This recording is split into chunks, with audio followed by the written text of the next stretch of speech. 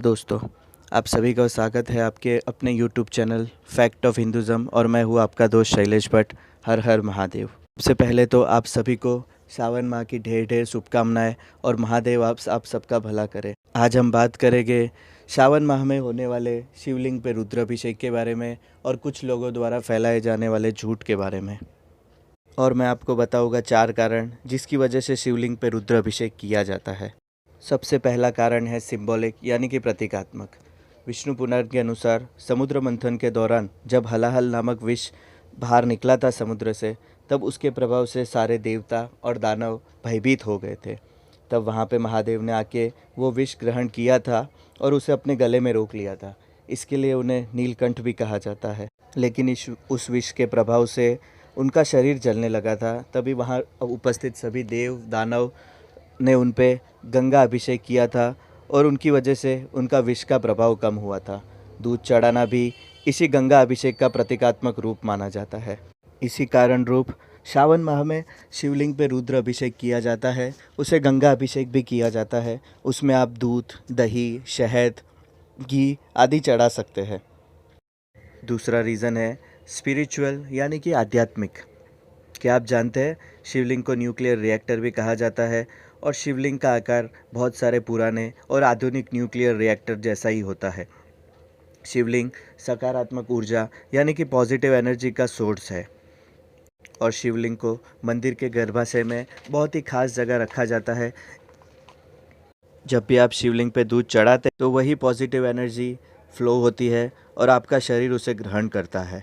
भी आपको बुरे सपने आते हैं या फिर आप डिप्रेशन में होते हो तो आपने सुना होगा अपने बुज़ुर्गों से या पंडितों से कि जाइए शिवलिंग पे दूध चढ़ा दीजिए।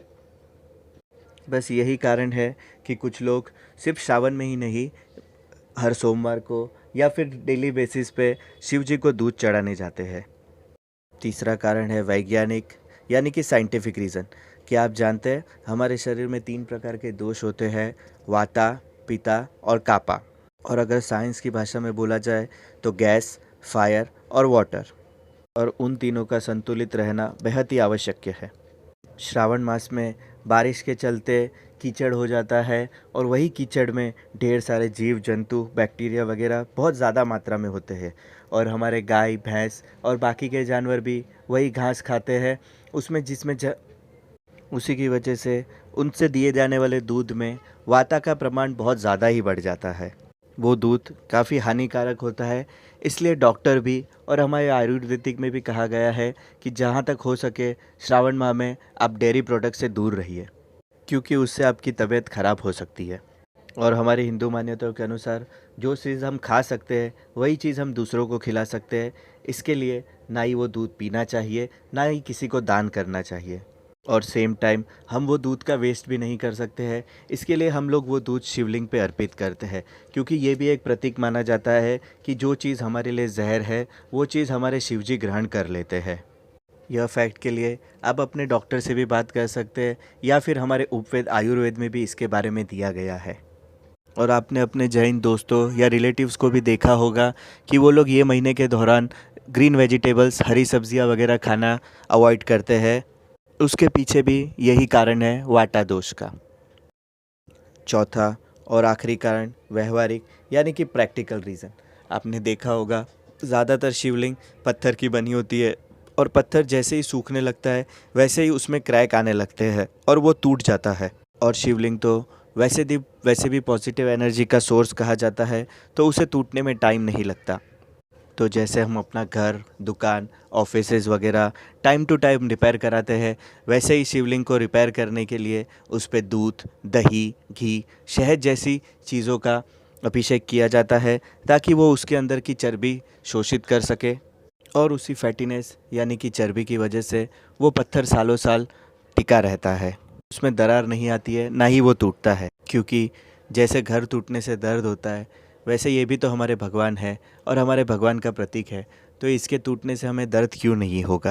इसीलिए लोग यानी कि हमारे सारे शिव जी के भक्त टाइम टू टाइम शिव जी पे दूध, दही, घी आदि का अभिषेक करते रहते हैं।